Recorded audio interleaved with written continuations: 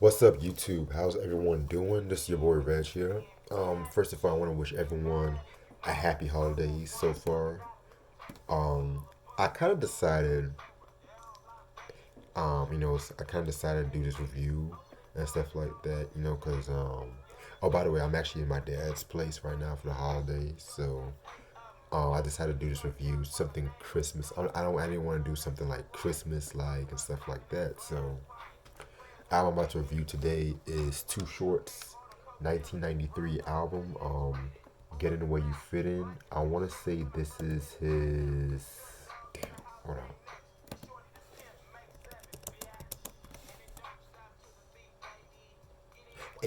Eighth studio album. This is eighth studio album. Singles I was known for was I'm Player. That was a single. Money in the Ghetto. I want to say "Get In Where You Fit In" is a single. I want to say that. Yeah, I think it only came out with three singles. But I'm just gonna double check just in case I don't fuck anything up as usual. But um, yeah, I'm a Player and Money in the Ghetto. Those were the two biggest singles off the album. Producers include um, Too Short. He did some beats on this project. Ain't Banks, dope producer. Mention him. Couple of Too Short reviews. QD3, QD3 is Quincy Jones' son. Quincy Jones' son, pretty much. Very underrated West Coast producer, in my opinion. Very underrated. He does a lot of stuff for like a lot of rappers, most including the Ice Cube during the Lethal Injection era and the Dangerous Crew itself. All right. So after the release of Shorty the Pimp, around that time, Too Short was about to get into the A Studio album, and he's like one of the few hip hop artists that can actually call himself a veteran, pretty much. And because what other rapper by the time 1993 was dropping 8 albums and shit? And so with this album, pretty much utilized, how Shorty the Pimp was kind of like a dark album and stuff like that. So he kind of went back to like familiar territory with this album. Um, with this album, it's kind of interesting too because he was embracing the like G Funk era. Cause you gotta remember back in like '93 with the success of the Chronic and Doggy Style, like West Coast hip hop was like embracing the whole G Funk, was embracing G Funk and whatnot, and if you listen to like the previous Too Short albums, it was familiar itself with like drum machines and whatnot. Whereas with this album right here, he utilized a lot of like live instrumentation. He utilized a lot of live instrumentation for his projects and stuff like that. Um, yeah, man. Yeah, man. You had Pee Wee from from Digital Underground, playing keyboards and stuff like that. I want to say Shorty B, he did some bass work and stuff like that. You know what I'm saying? So, yeah, man, it was very different album. You can pretty much say it's like a transitional album from Too Short, pretty much, and stuff like that. I want to say, or however you want to call it. But yeah, this is the album cover right here. In my opinion, his best album cover. I always like this album cover. Him dressed up in pimp towel, dressed up all black. Like only Too Short can do this shit. Like only Too Short.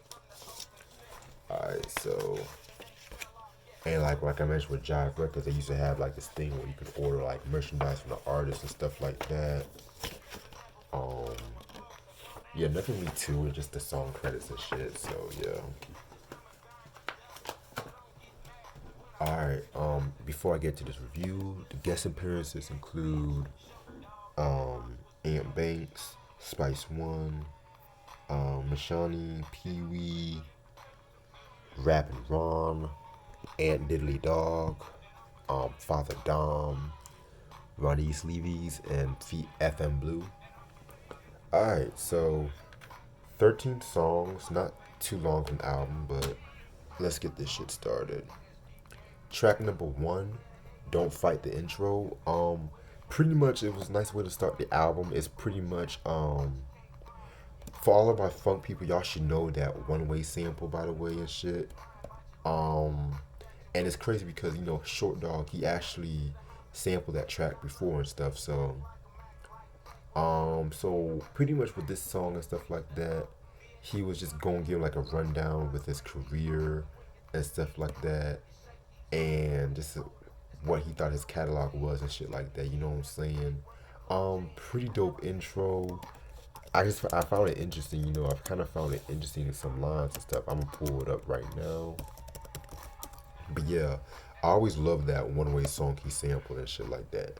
With this album, I think I want to say this album and Cocktails were pretty much his funkiest albums, but I'm gonna save my discussion for Cocktails for 2020. Sorry, but so yeah, like with this song, he just giving a rundown of all his songs and stuff like that. Like I like how you mentioned Life is Too Short when I first went platinum. Short Dogs in the House came next. Yeah, man, just a rundown about who Too Short is and shit. You know what I'm saying? Track number two, I'm a Player, which is playing in the background. Oh my God, I love this song right here. Love this song. With this song, he's pretty much like a braggadocio song and shit like that. It uses the classic Bootsy Collins sample. And matter of fact, he actually samples Bootsy a lot in this album. Him and Ant Banks. So yeah, man. And I think there's like a remix of the song. I want to say he calls it like either the G mix or the street mix, whatever. But yeah, man. Very dope track. Um, you can just feel like the G Funk influence of this track right here. Yeah, man. Love this track. This is I'm a Player. Track number three. Just Another Day. Just Another Day. To put it bluntly, I want to say this is like his version of Ice Cube's "It Was a Good Day," and ironically, this was the only song that was produced by QD3. And pretty much with this song right here, he's just talking about what he does on a day-to-day basis. Just just traveling around the Bay Area and shit like that. And then at the end of the day, he's watching a Warriors Supersonics game. And then, ending up for playing some NBA jams and stuff like that. Yeah, y'all remember that. But yeah, man, very, very, very dope song. I love this track. I love the line where he says, don't take long for Joel and Jenks to have me slumping. So I called up Boo, what up nigga, what you about to do? He said, just kicking back, waiting on the fellas, about to go eat at Della's. I said, it sure sounds good to me. I can't go through though. Gotta hit Myrtle Street, past the Acorns on my way, bitch. It's just another day. Like, love the way he said that line though, but track number four, Gotta Get Some Lovin'. Oh, another favorite song of mine right here. Love, love, love that Wilson Pickett sample that he used for this track. One thing about Gotta Get Some Lovin', all of my niggas went through this shit. Like, pretty much, they going through like a drought, pretty much, ain't getting no pussy in a while and shit like that, and then he just has to get some loving and stuff like that. He gotta get in the way he fits in. Pretty much get in the way you fit in and shit, but, yeah, man. I love that beat. Gotta get some loving. Gotta get some love. Like Aaron Banks, man, one of the most underrated hip hop producers in my opinion. Like this cat produced a lot of dope shit over the years and stuff like that. And I gotta get that Do or Die album. I need to get that album and stuff. Yeah, man, fucking. And if you guys love his stuff on Getting Where You Fit In, the same year he did Spice One's 187 he wrote, which, spoiler alert, I'm gonna do a review on that. I wanna say late this year, but whatever I can finish, I can finish. What not, fuck it. But yeah, man, Gotta Get Some Lovin', very dope track right there. Classic shit. Next track, Money in the Ghetto. Yeah, this was a single off the album. I want to say this was like the most successful single off the album. I want to say it uses the famous Cool and the Gang sample that all of my bad boy heads should know about that sample. I'm not gonna say any words, but y'all should know what I'm talking about. Um, I see this song pretty much being a sequel to The Ghetto from the Short Dogs in the House album and stuff like that, which is a dope album by the way. Um, and with this one, he just focuses on money and the economy and stuff like that. How one has to do just to get their ends in the world. You know what I'm saying? Um, yeah, man. Basically, Money in the Ghetto, dope track right there. Then we get into Blowjob Betty. Jesus Christ, this song. This is like my favorite song off this album. It uses the fuck it. I'm just gonna mention the Sister Nancy "What a Bomb Bomb" sample, which I previously talked about during the Jay-Z 444 album review. Which check the review out by the way. Pretty cool album by the way.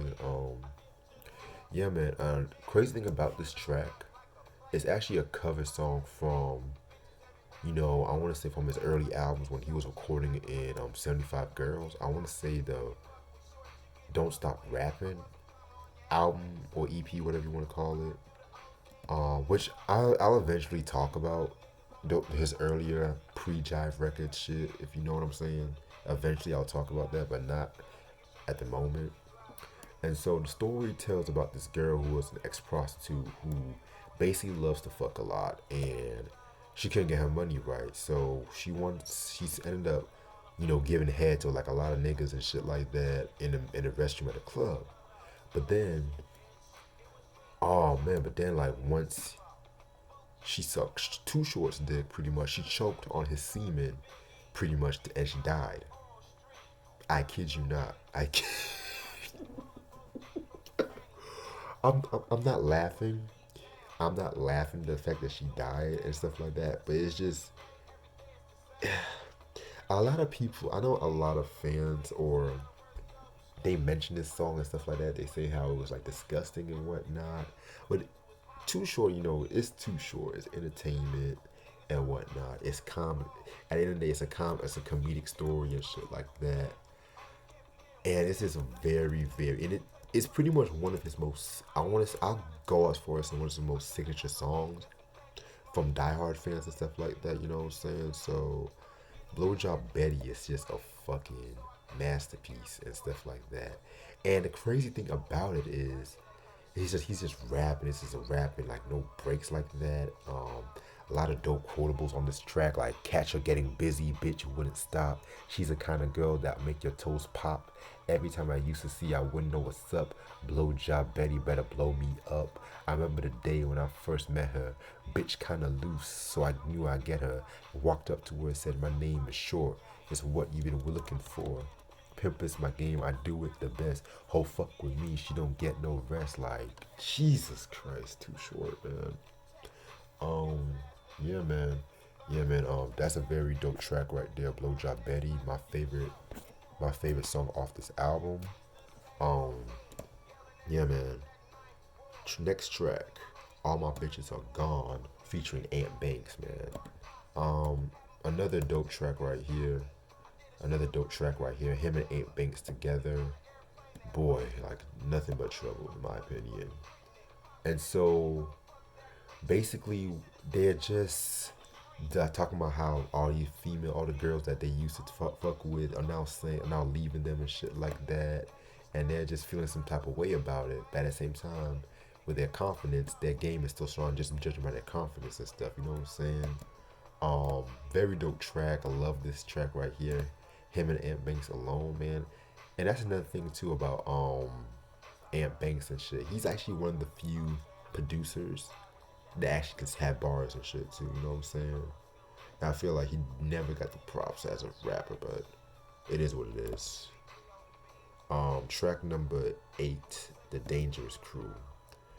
This is like a posse cut with Spice One, Ant Banks, Missani, if I'm saying his name right, and Pee Wee.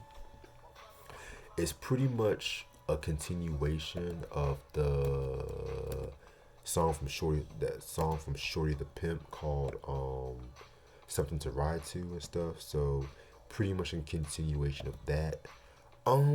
This song was pretty straight. This song was pretty straight. I like this song right here. It uses the classic Funkadelic sample, which that sample alone, man, is from like one of my favorite albums from them and shit. But yeah, man, that fucking beat goes hard, man. Like they all did their thing. In my opinion, I want to say Spice One and Eight Banks did their thing and shit like that. Spice One system lines like the alias East Bay gangster. You can catch me peeling caps, known for killing every motherfucker dead in my raps, nigga. So give me the clip and let me power one, cause everybody dying on this next fucking album. Like, whoo, Spice One. It's one of the most lyrical gangster rappers ever and shit, in my opinion. Like, this dude is so fucking ill as fuck. And then Ant Banks had this one line where he says, "Never pay to play cause it's plain to see that the big dick gangsters in the house and a dangerous crew's gotta turn it out. So everybody out there that's talking shit, I'ma wash my name out your mouth with my dick." Like, what? So yeah, very dope track right here. Next track, "Get In Where You Fit In," featuring Ant Diddley Dog, and Rappin' Wrong. This song was a diss track towards Pooh Man, or AKA MC Pooh. Cause if you guys watched the Shorty the Pimp review, the song "Something to Ride To" also featured Pooh Man too. But just to rehash the history, during Pooh Man's album "As Funky as I Wanna Be," he had this song called, I want to say, Ratio. I don't know if I'm saying the name right, cause Ratio, whatever. And the girl, I think she kind of dogged Pooh Man out because of the fact that she mentioned his name and whatnot, and he kind of acted out against Dangerous Crew and whatnot, and so he got kicked out of the Dangerous Crew. And Too Short pretty much had a whole verse. I think he had a whole verse like dissing, I think dissing Pooh Man and stuff like that. So yeah, that's the only reason why I pretty much like this song, because I didn't really care too much for the other people that was rapping on it, in my opinion.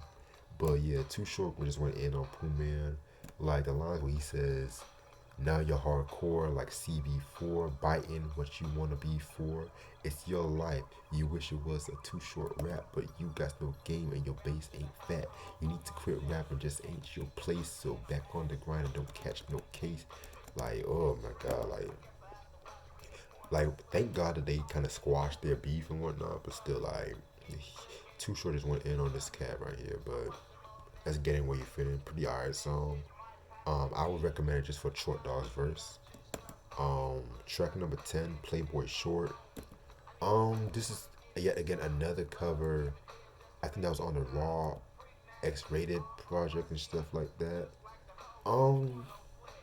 Yeah, this was pretty straight. I want to say, this was pretty much a braggadocio track.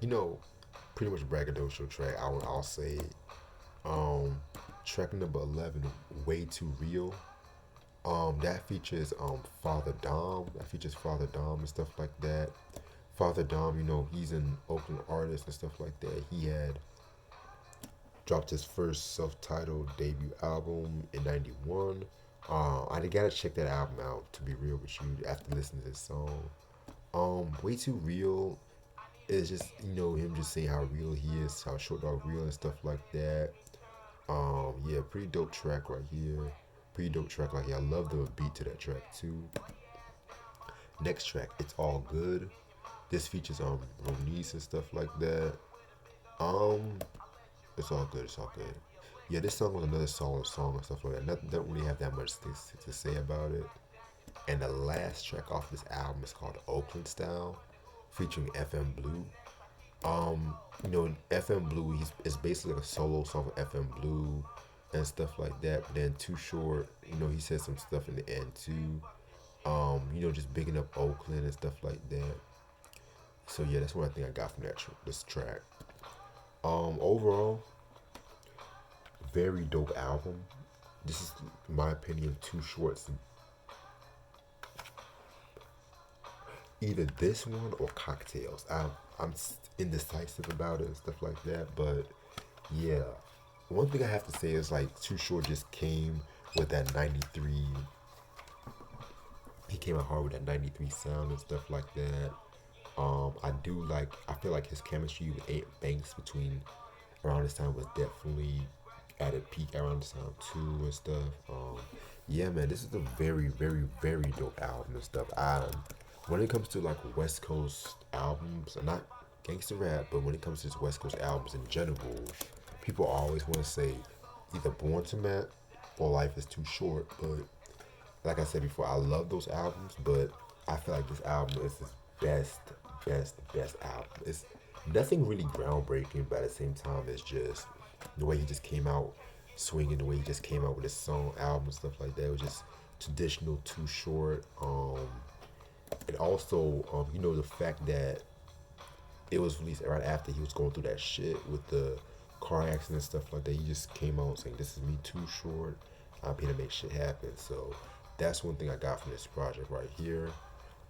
They actually reissued this album on vinyl in 2018. You know what I'm saying? From Get On Down, reissued this album on vinyl. So if y'all can find this album, you must have your collection. And I think the CD version, it's not that expensive either. So yeah. And with that being said, this is Too Short. Get in where you fit in, 1993. And that's all the time I have left. Thank you all so much for watching this review. Peace.